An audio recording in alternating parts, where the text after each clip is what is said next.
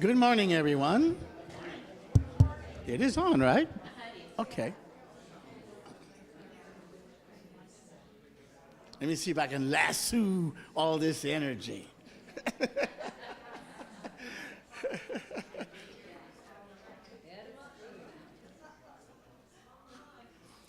Good morning and welcome to Unity Spiritual Center, Georgetown.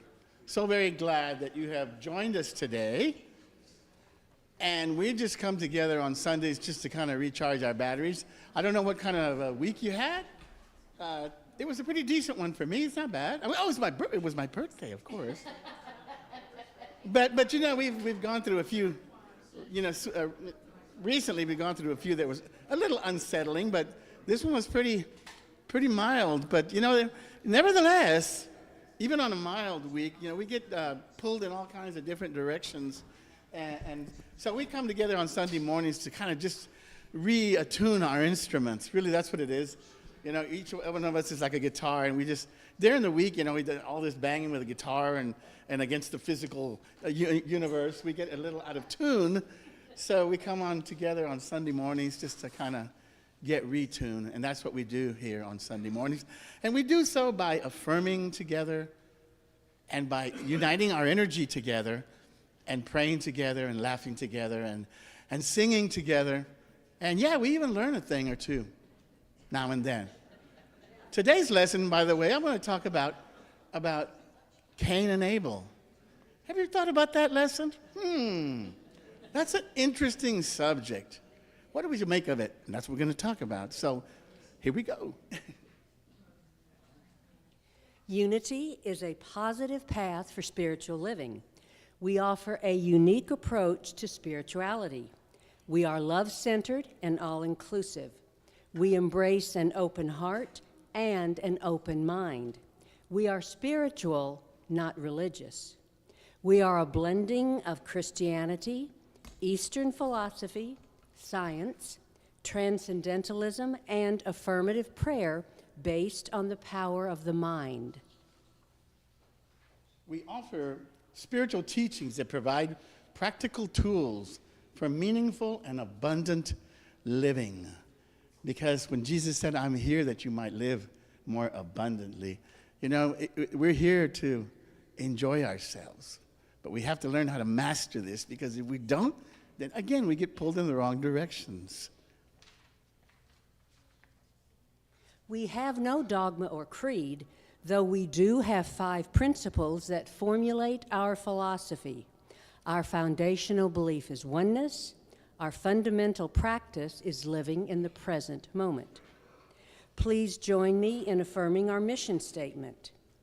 We are a thriving spiritual community, inspiring and empowering individual and global transformation as exemplified by the life and teachings of Jesus. Once again, welcome to Unity Spiritual Center, Georgetown, a spiritual breath of fresh air. Announcements. If you are here for the first time, we would like to extend a special welcome. If you are comfortable, please raise your hand or stand so that we can say hi and give you a welcome packet.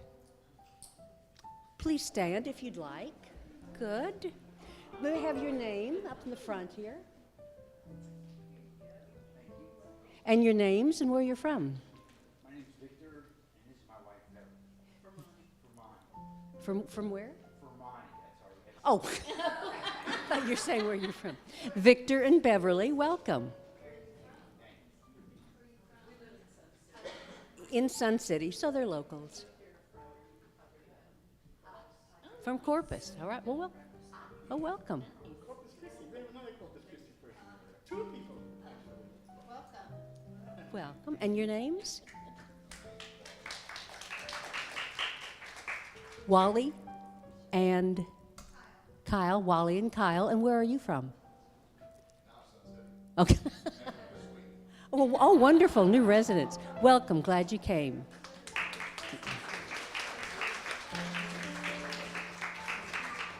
Thank you for being here today. We hope you feel welcome and choose to make Unity Spiritual Center of Georgetown your spiritual home. announcements. Dia de los Muertos potluck. Kathy Herring's house in honor of Dia de los Muertos on October 28th from 3 to 5 p.m. The Let's Get Physical, Metaphysical discussion. All right. All right. Shame on you, such minds. Let's Get Metaphysical discussion group with Reverend Tommy meets on Wednesdays at 9:30 at Legacy Hills Park across the street. There's a new member class October 8th from 12 to 2. The book club meets on the fourth Tuesday of each month at the... That's this one. Oh, this coming week, yes, at the Lark and Owl at 10 a.m. The book to be discussed is Biology of Belief by Bruce Lipton. And the Conference for Human Evolution Screening will have more on October 14th and November 4th and the 11th from 1 to 4. And Ann Kennedy invites her USCG family to a celebration of life for the late Bob Lindquist next Saturday, September 30th at 10 a.m. at Ramsey Funeral Home in Georgetown.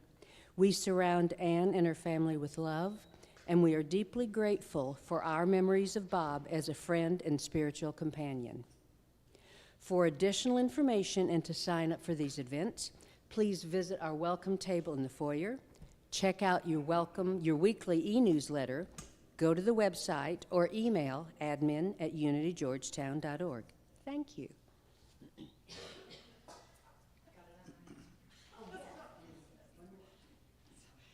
Hi, the book club and Key Browning are hosting a group past life regression session next, it was 2 weeks from yesterday, on October 7th, from 7 a.m. until noon at the Georgetown Library. The cost is $150, and if you're interested, if you would meet with Key at the back of the room, she's right here, at the after service, if you want more details on that. And one other thing, in honor of Reverend Tommy's birthday, and this is a surprise, that we knew he loved carrot cakes. So 3 of us decided to make 3 different carrot cakes. So after the service, there'll be some in the back, and come and sample or take some with you. Happy birthday. Thank you.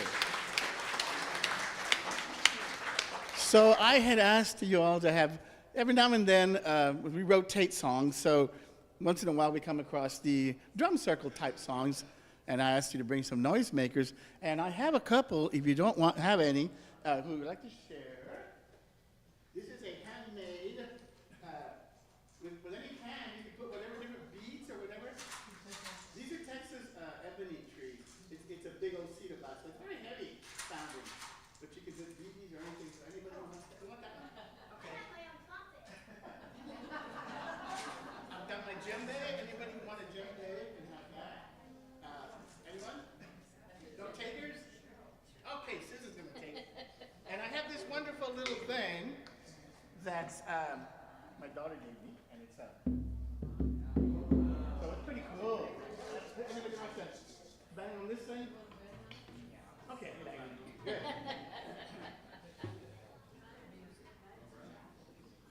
And I have a small tambourine, if anybody else wants to just mess with that.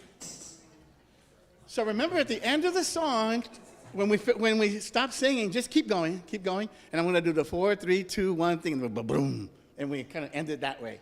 But for today, before we get started, we like to do our laughter is the best medicine. And once again, we have a guest comedian. Mr. Dan is taking over the show.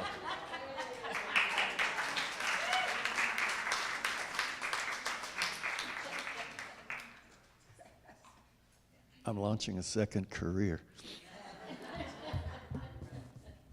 So, this guy decided, it was a beautiful Sunday afternoon just like this one, and he decided he needed some fresh air and some space, and he wanted to go for a drive in the country. And he gets out there in these lush hills and green pasture land, and the car just dies. And he pulls it over the side of the road, and he can't figure out what's wrong. He raises the hood. He can't, what could possibly be wrong with this car? He paid a lot of money for it. It's a classic Edsel. What could be wrong? So he's got the hood raised, and he's scratching his head, and he's looking under there, and there are a few cows next to the fence on the side of the road. And while he's looking around, one of the cows said, "I'm pretty sure it's your radiator." And he's astonished. And he's got to tell somebody. So he looks up on the hill, and there's a farmhouse. So he runs up the hill and knocks on the door. The farmhouse. The farmer comes to the door and says, "Yeah, what is it?" He said, "I just wanted to tell you, my car broke down, had the hood up. One of the cows came over and told me she thought it was my radiator." And the farmer said, "Was it the white one with the brown spots?" And he said, "Yeah." He said, "She don't know nothing about cars."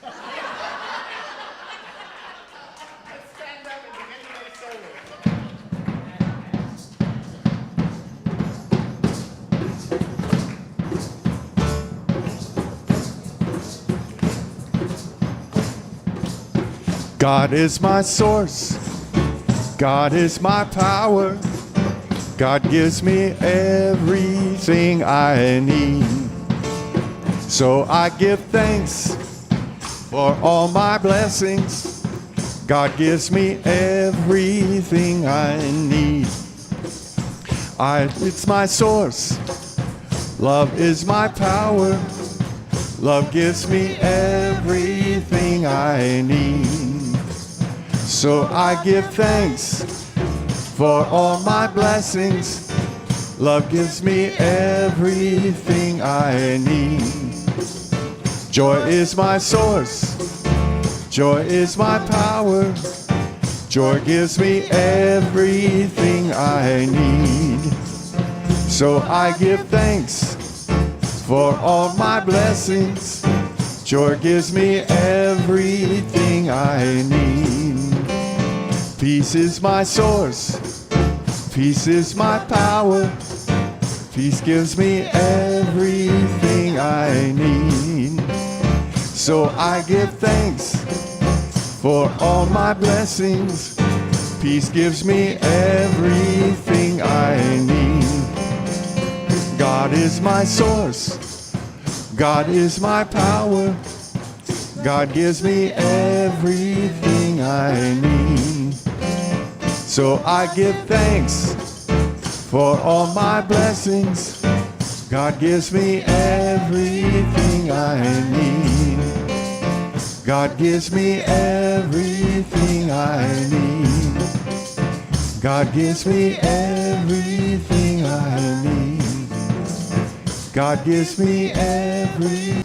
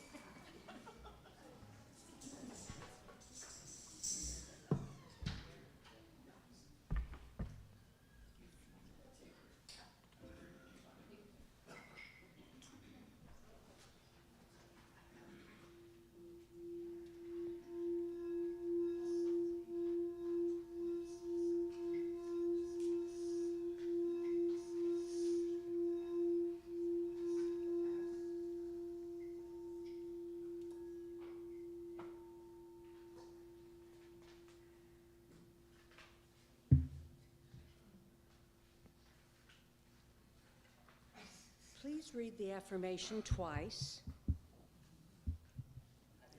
Well, that's what it said now. Oh, okay. Well, this is an alternative sequence.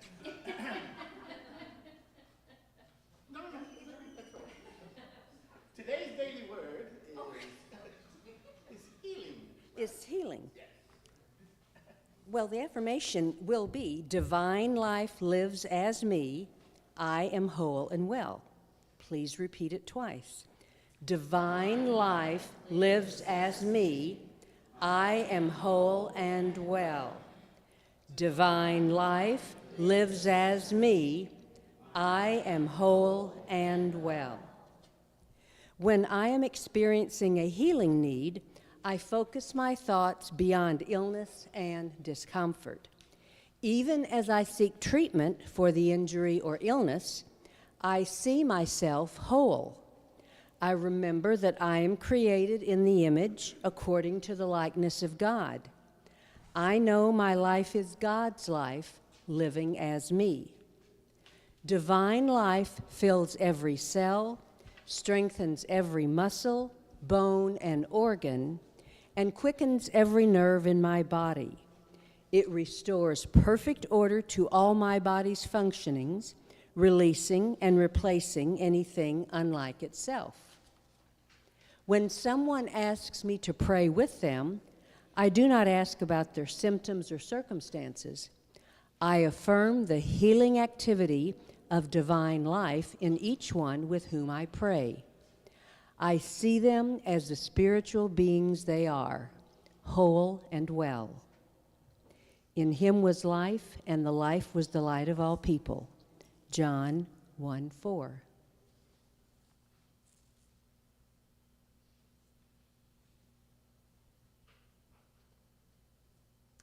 And now I'll light the candles that represent the law of divine order, mind, idea, and expression.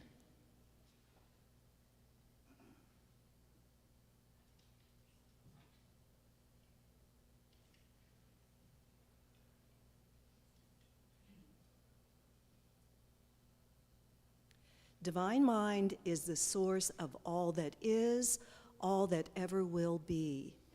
It contains everything in possibility. And when we align ourselves with divine mind, we are inspired with divine ideas, which we express through our thoughts, feelings, words, and actions. And in that way, we become co-creators with God.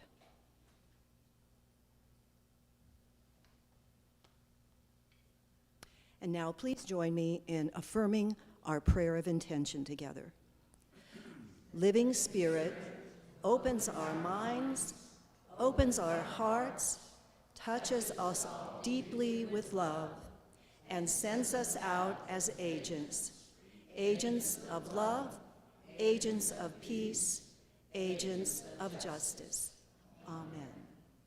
Now is the time when our children or our one wonderful child, oh, we have two, wonderful. Well, this is the time when we send our children out for Sunday school, children's church, and it looks like we've got one who's ready to go. Did you want to say something, Jade? Okay. Did you want to take over as prayer chaplain? We'll see all of them in just a little bit. And now we have another song and drumming.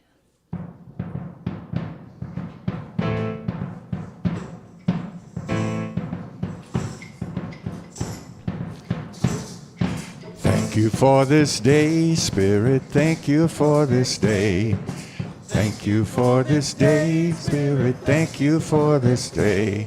This healing, this healing, this healing day. This healing, this healing, this healing day.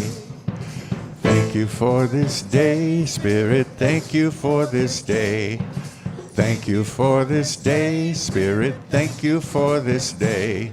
This beautiful, this beautiful, this beautiful day. This beautiful, this beautiful, this beautiful day. Thank you for my friends, Spirit, thank you for my friends. Thank you for my friends, Spirit, thank you for my friends.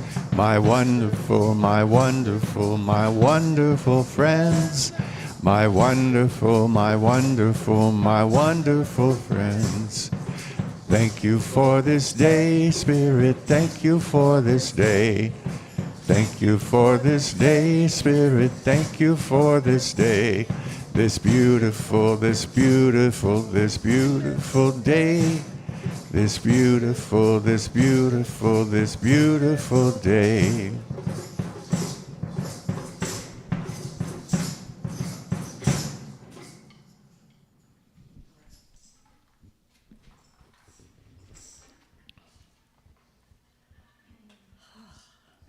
Now please join me in affirming together our statement of being and our vision statement. There is only one presence and one power active in the universe and in my life. God, the good omnipotence. Centered in God, we co-create a world of love, peace, and abundance. And now we have another song. Good morning. This was my mom's favorite.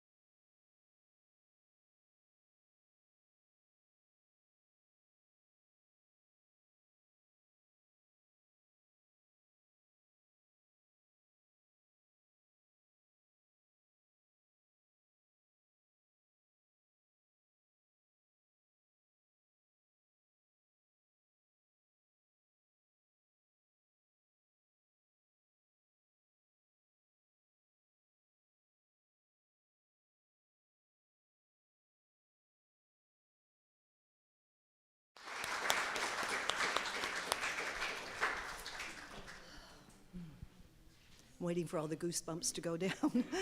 Ah, thank you, Tom and Dan. That was beautiful. So now, with our hearts open by that wonderful music, let's prepare to pray together. So this morning, I'm just inviting you to just be completely relaxed in your chairs. Allow your body to be relaxed, your minds and hearts to be open. And as we rest in the presence of God, just imagine the area around your heart being infused with a warm, pink, radiating light. You may want to think of a person, a place, or a thing that just opens your heart to love. Allow that beautiful light to just suffuse your entire body, to move out from your physical presence. And as it moves out from you, it dissolves any separation, any barrier between you, the person beside you, the person in front of you, the person behind you, until that radiant pink light suffuses our entire sanctuary and beyond. This radiant light is the light of God's love. It is who we truly are in every moment. Everything else is a temporary distraction. God's love, the presence of God, our divine nature, is the truth of who we are here in this moment and always. So as we rest in this place of love, I'd like to share with you a prayer from the Buddhist tradition, the Buddhist Golden Chain Prayer. I am a link in the golden chain of love that stretches around the world. I will keep my link bright and strong. I will be kind and gentle to every living thing and protect all who are weaker than myself. I will think pure and beautiful thoughts, speak pure and beautiful words, and do pure and beautiful deeds. May every link in the chain of love be bright and strong, and may we all attain perfect peace. And now we bring into our chain of love any person or situation that you are holding in prayer today, either by saying them aloud or silently in your hearts now.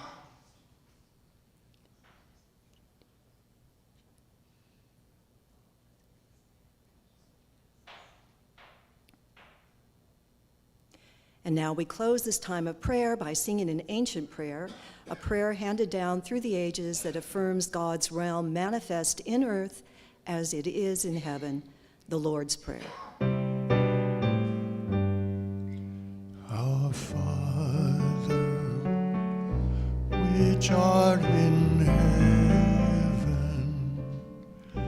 hallowed be thy name.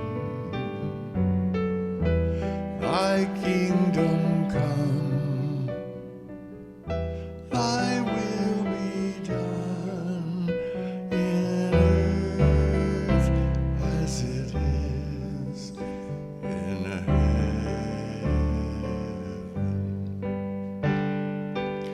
Give us this day our daily bread, and forgive us our debts as we forgive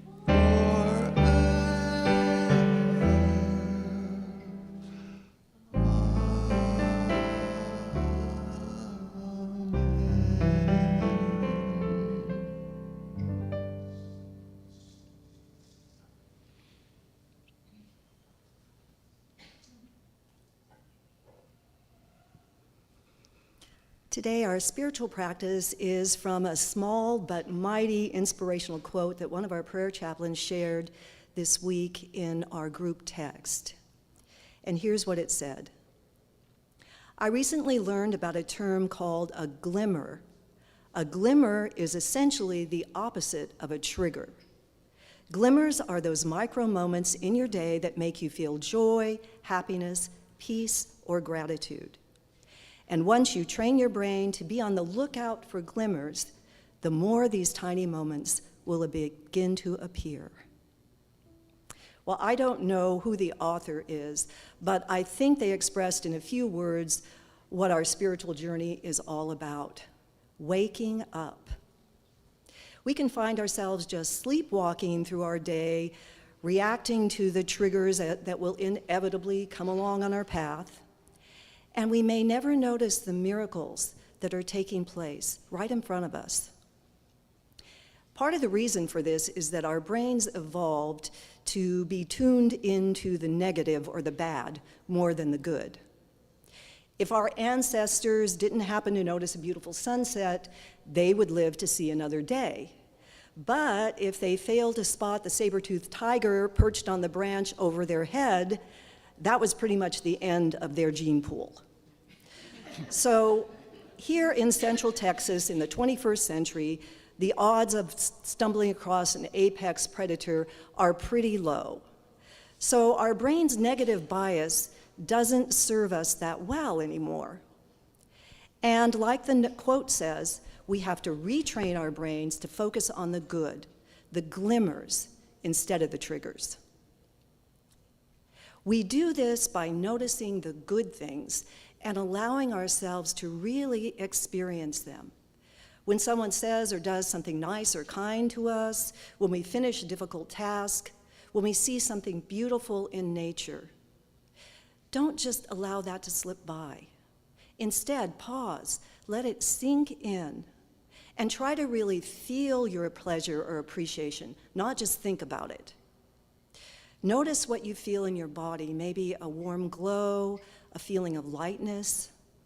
And then, if you can, try to stay in that experience for 15 to 30 seconds. Neuropsychologist and author Dr. Rick Hansen calls this marinating in the experience. And he recommends that we try to do this at least half a dozen times every day. And when we focus both our thoughts and our feelings and emotions on something good, more neurons in our brain fire and wire together. And over time and with repeated practice, these small changes actually create new neural pathways in our brain that help us counteract our brain's negative bias. And they help us become more resilient, confident, and happy. So now as we relax, take some deep breaths and prepare for meditation. You may want to allow yourself to rest in the good of simply being here in this sacred place, surrounded by spiritual companions, loved and accepted in this moment. This sanctuary is filled with glimmers. So let's marinate in this as we go into the silence, and you'll know to bring your attention back when Dan begins to sing.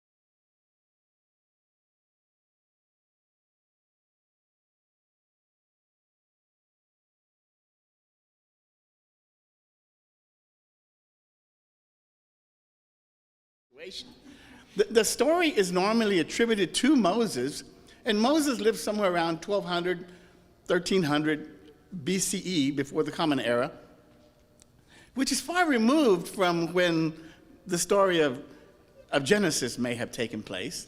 Because if you go, there's three different ways to look at this. One of them is the literalist, the people who believe that the entire world is 6,000 years old and that man lived with dinosaurs. That's one view.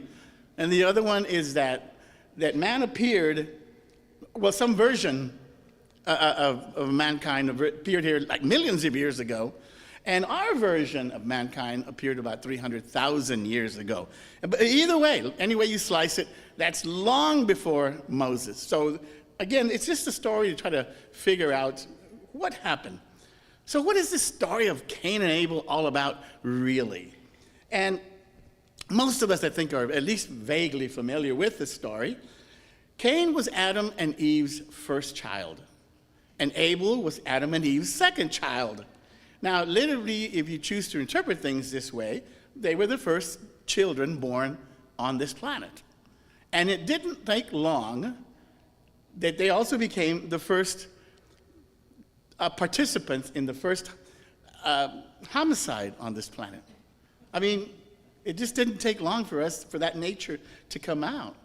Now, as you know, we in Unity, we use the term metaphysical interpretation of the Bible, but what that really means is that really an allegorical interpretation of the Bible. So just to be clear, an allegory, there's a couple of explanations for it. One of them says, a story or poem or picture that can be interpreted to reveal a hidden meaning. And the second one is a figure of speech in which abstract ideas and principles are described in terms, characters, figures, and events. That's the one. A figure of speech in which abstract ideas and principles, concepts in other words, are described in terms of characters, figures, and events. That's a perfect explanation. So what we're describing here then is these events that took place. And it's about the story of the Garden of Eden and what took place there. And what we decided last week, we don't know if we decided this, but the interpretation was that in the concept of the original sin, the story is that Adam and Eve ate from the tree of knowledge of good and evil. And so symbolically, allegorically, that means, and remember, everything, every event, every place, every person in the Bible represents some aspect of us, within us. Because as infinite, eternal spiritual beings, then we have all these vast experiences somewhere in there, whether in potential or something that we've actually done along the way. So what it says that not so much that Adam and Eve did this, but that we all did this. We all decided, each and every one of us made the decision to enter this world of dualism and thus have contrast.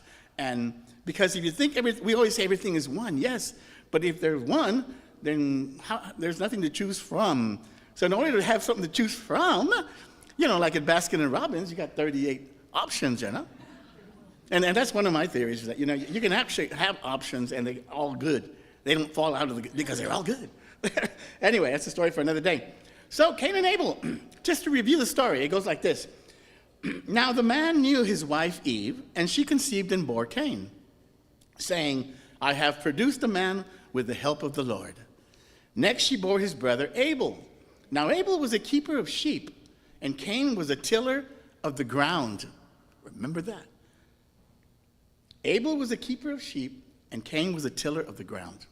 In the course of time, Cain brought to the Lord an offering of the fruit of the ground. And Abel, for his part, brought of the firstlings of his flocks, their fat portions. And the Lord had regard for Abel and his offering. But for Cain and his offering, he had no regard. So Cain was very angry, and his countenance fell. The Lord said to Cain, why are you angry? And why has your countenance fallen? If you do well, if you do well, will you not be accepted? And if you do not do well, sin is lurking at the door. Its desire is for you, but you must master it. Cain said to his brother Abel, let's go out to the field. And when they were in the field, Cain rose up against his brother Abel and killed him. Then the Lord said to Cain, where is your brother Abel? And he said, I do not know. Am I my brother's keeper? And the Lord said, what have you done? Listen, your brother's blood is crying out to me from the ground. And now you will be cursed from the ground, which has opened its mouth to receive your brother's blood from your hand. When you till the ground, you will no longer yield to its strength. You will be a fugitive and a wanderer on the earth. And Cain said to the Lord, my punishment is greater than I can bear. Today you have driven me away from the soil, and I shall be hidden from your face. So then Cain is sent out to what's called Nod, the land east of Eden, where there is no God. So that's the story. But what are we to make of it? So I want to talk about a little bit about the tradition. I want to contrast it because that's what we're trying to do, right? The whole story that I've been doing lately is that we're trying to reprogram ourselves from these old understandings of what we thought these stories were. Now this one, I don't have really much of understanding of it at all. I don't think we were ever really explained what the story was even about. Not really. The original sin one, yeah, but not this one so much. But nevertheless, we're familiar with it. Now, people are not normally used to analyzing biblical stories. I do. I like to do things like that.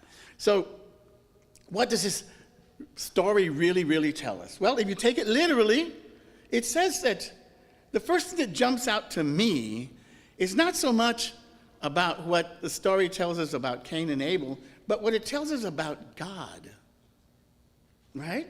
Because it's like the first thought that comes to your mind, oh, what a loving, wonderful, patient, and kind God we have. I mean, all he had to do, God, was to accept both gifts equally, and the whole thing would have been avoided. The entire thing. I mean, that's what a loving parent does, doesn't it? Don't you? I mean, if you had two kids and they brought you a Christmas gift each, would you favor one and not favor the other? I mean, what does this say about you? And so in a way, if I was a lawyer, I might argue that God was an accomplice to this first murder. I mean, and there's no responsibility taken on God's account. It's like, you know, you were a participant in a way of this. You could have simply accepted both gifts and it would have been the end of it. But that's not what happened. So I searched for the meaning. And I did it the other day I was with Mag. He's not here today. But he downloaded this Chat GPT thing, you know. And I said, okay, Matt, let's try an experiment. He said, search, what is the meaning of Cain and Abel of the story?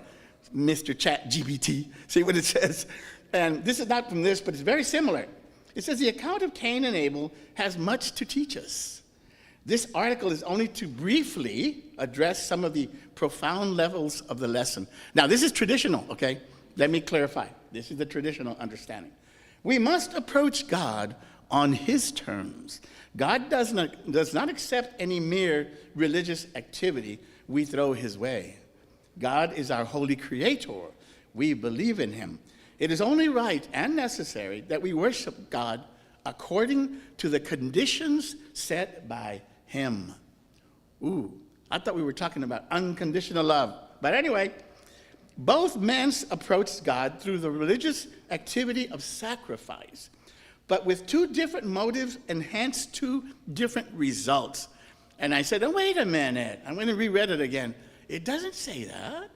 It didn't say that they had two different motives, that they just simply one offered from their job and the other one for the other job. There was no motive or any regard to any difference, any less reverence or anything else about it. I don't know why they brought that up, and I beg to differ with it. But anyway, I will simply summarize that the entire, again, thing could have been so avoided. And the one thing that comes to my mind is that, and what we say, that in life, there are we can't necessarily control what happens to us, but we can control how we react to it. That's what we talk about in unity, that we have the power to choose how we react to any given circumstance. And how did God react to both of these circumstances? The original sin and the offerings from Cain and Abel is that he took offense to both. I don't know what it says. I think it tells us a lot about not so much of how God is, but of mankind's understanding of God. So let's just try to see this story from a different angle. And I would like to share with you something that I came across, this metaphysical interpretation. Let me see what it says. And the first one was from this Unity minister. Now this is interesting. It says, in the reading the story, you know that Cain was a tiller of the soil. Here we go again. A farmer. Abel was a shepherd, a farmer. So he said, a farmer must stay in one place, planting his crops in defined areas, making his location at any given time predictable. Cain represents the tendency in us to seek out the familiar, to set up predictable routines and hope nothing comes around to disturb our world. That's the symbolic approach, understanding of Cain. A shepherd, on the other hand, Abel, must constantly be on the move, changing locations so that his flock will not overgraze the land. Abel represents that part of us that is on the move, growing, indefinable, changing. So these two characters represent aspects of our consciousness.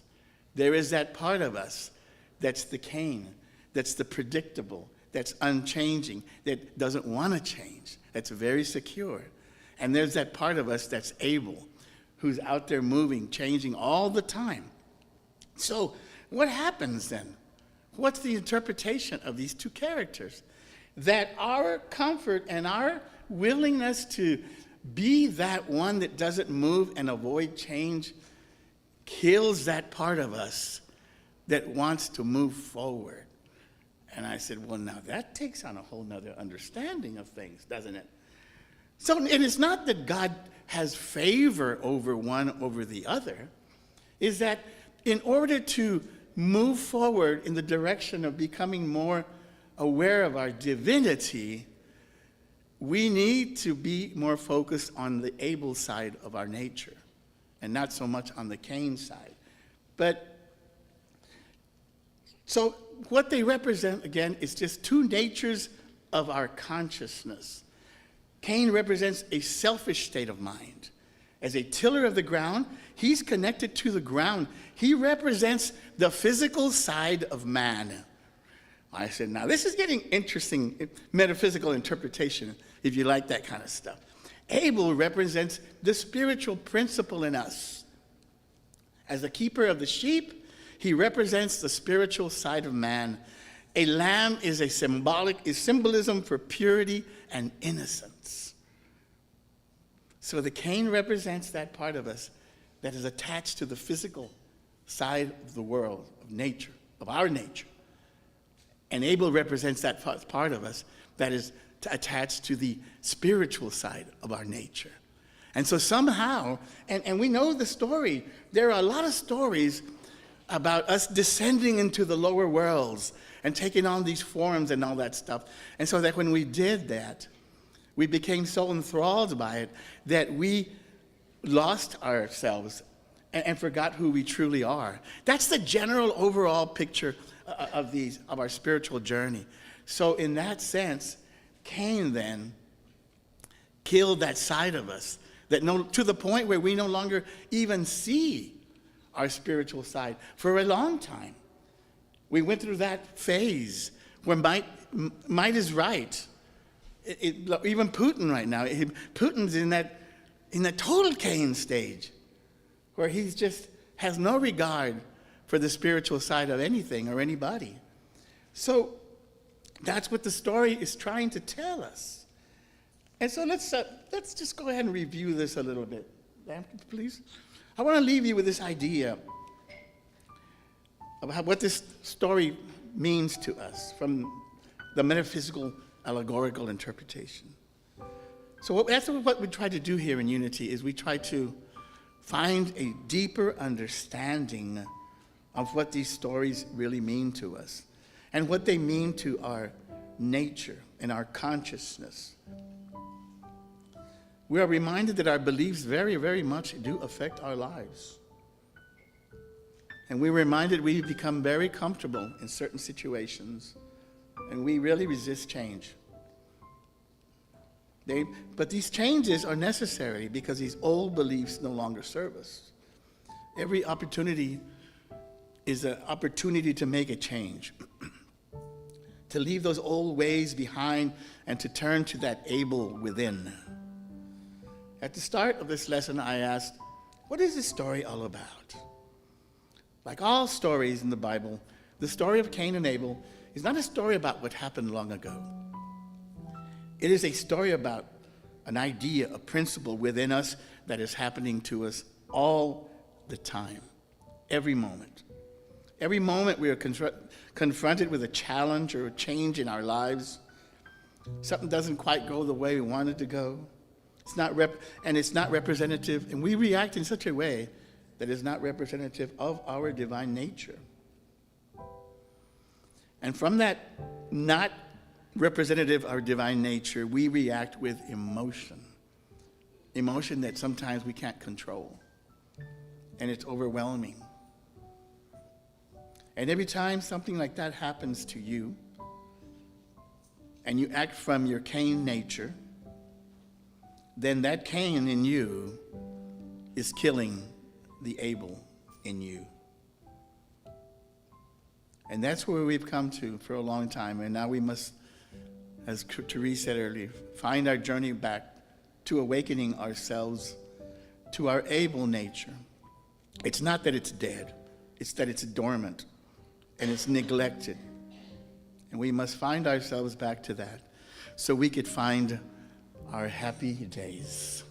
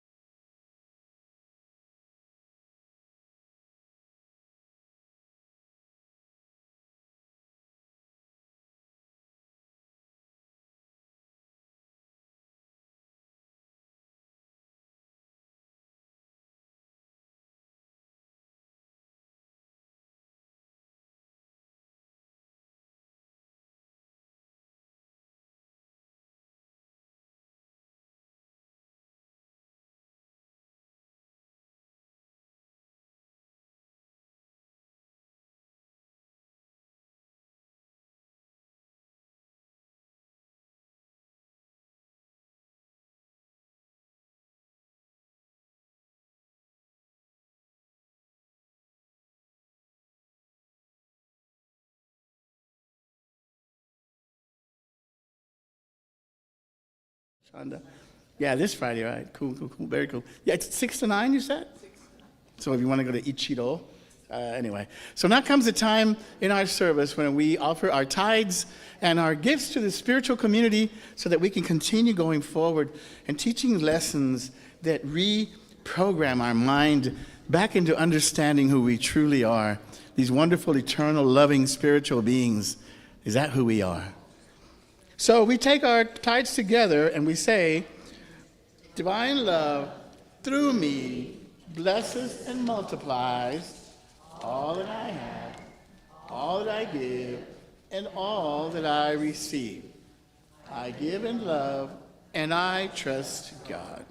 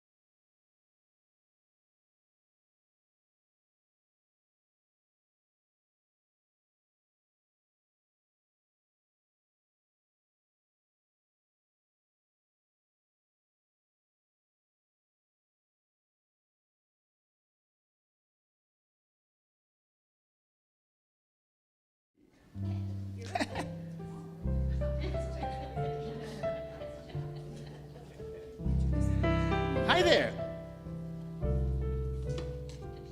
There you go. So, you want to tell us about what you did today? Yeah. Okay, let's hear it. So what we did in summer school is that we had some kindness bingo, and Mimi would say kindness things, and we would like put a circle down to do that. It was like bingo. And while we did that, we were able to eat these cookies. And then after that, I was able to do this. And one sec. Hold this one. Okay. Anything else I can do for you? Okay, and so it's about 5 things that I love. It can be people, places, or things. And so 1, I love cats. 2, I love electronics. 3, I love family. 4, I love love. And 5, I love friends. And I even do a little picture about what people like about me, and it's about me like painting a picture. And that equals drawings. Like people like my drawings. And then we got this box that I wasn't able to finish, but I did some of it. And then I also got some stickers and jokes about animals, and about a lot of stuff. And then I also got this little ball.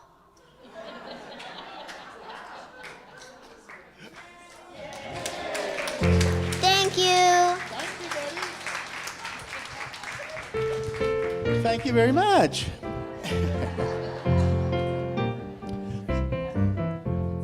So we bless our children. We say, we love you, we bless you, we appreciate you, and we behold the Christ you are. Final announcements. Therese is our prayer chaplain for today. We have a ton of carrot cake, I guess, in the back. Just leave me a little bit. Just a little bit, but that would be cool. Oh, yeah. Yeah, and Key for that class she's going to do. And there's also the membership classes coming up like in a couple of weeks. So if you want to become a member, or Dan, you have another announcement? I'm playing at the Sheridan on Tuesday night. This Tuesday night? At what time? 6 to 9. 6 to 9. Okay. All right. We got all these gigging musicians. I love it. My band's in Round Rock this Friday. Well, okay. And Tom also on the 13th, we already bought a table full, but Tom on the 13th of October will be also here at the Social Center. He has a country band called Secondhand Rose, and so they're doing that. So we have a bunch of fun going on here. So I think that's all the announcements. Anything else anybody want to say? Go Cowboys, perhaps, maybe? Oh.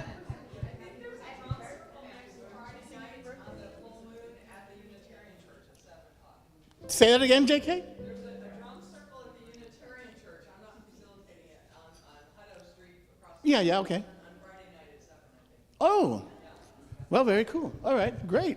Good to know. All right, so let's end with our peace song.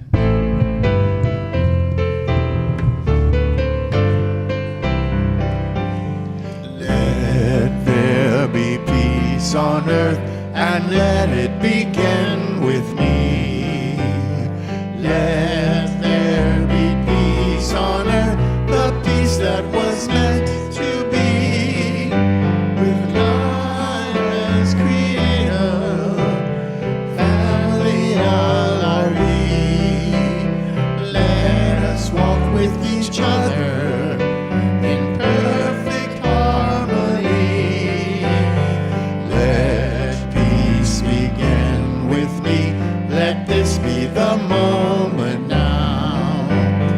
With every step I take, let this be my joyous vow. To take each moment and live each moment in peace eternally. Let there be peace on earth, and let it begin with me. The light of God surrounds us. I am light. The love of God enfolds us. I am love. The power of God protects us. I am power. The presence of God watches over us. I am presence. Wherever we are, God is, I am, and all is well. Have a blessed week and recycle.